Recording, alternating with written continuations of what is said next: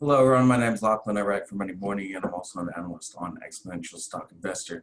Now today I'm going to talk about some recent news. I'll look at some headlines and some charts. So the first thing I'll do is look at two tech ETFs on the ASX.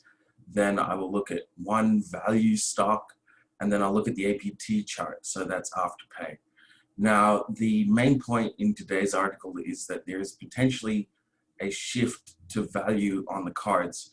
And I'll go through what that means, and I'll also say that there could be three phases here. So you might see some value stocks start to pick up some momentum, and then phase two of that would be wider acceptance that the macroeconomic picture has changed, and then three, you'll get earnings confirmation. So it'll be a long process to actually see if this shift is on.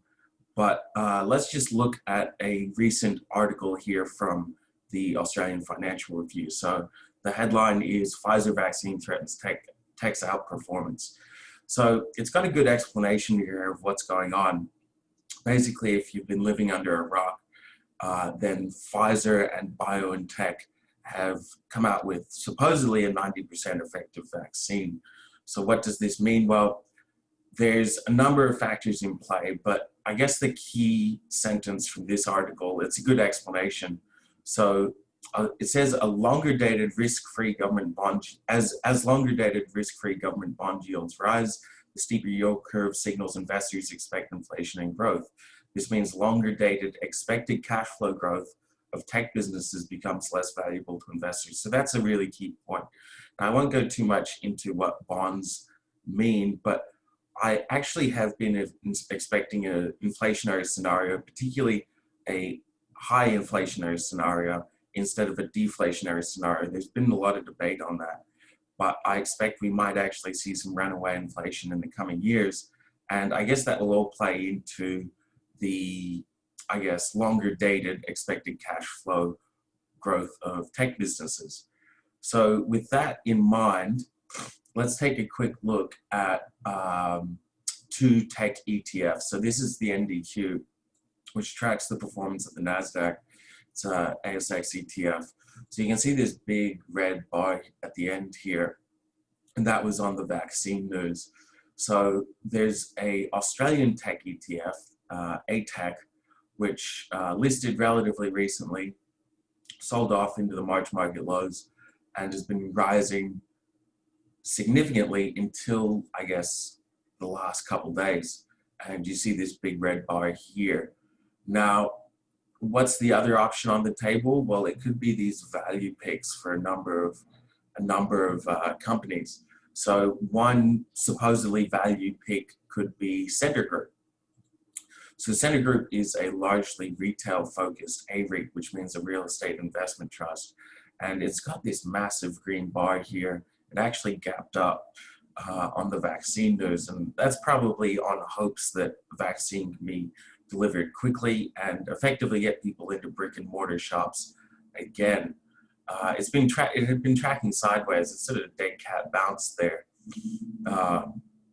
but that big green bar could be, I guess, people betting on the macroeconomic picture changing for retail.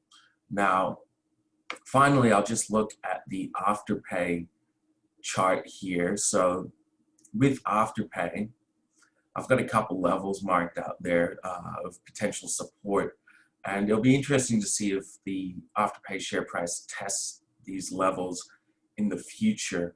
And then that would be sort of a mini confirmation for me that the value shift is on. And so that's I guess, my main point in this article today is that the value shift would need to go through a number of phases for confirmation of that shift. Now, there are some implications for small caps. That would mean that if these larger ASX 200 value picks start to pick up, well, that might take some of the steam out of the sails of the small cap and growth shift. So I guess I'll just be looking to see what changes, but a lot of the times when we pick small caps, which are inherently very risky because of their size, we're actually looking for factors internal to the companies to see if they'll be successful or not. So even on a down day, a small cap can go up, and vice versa. So on a up day, a small cap can go down. So that's why it's so important to really get your head around the financials of small caps, and particularly also understand their product. You know, it needs to be a good idea in the first place. So I guess that's all I have for you today. I would encourage you to check out the article in the video description below, and also check out Exponential Stock Investor, which is a small cap investment newsletter. It's a great resource if you're interested in small caps, and we've had some great success recently. Not all of our picks are successful, but I would highly encourage you to check that out. So have a safe week, and I'll speak to you soon. Thank you.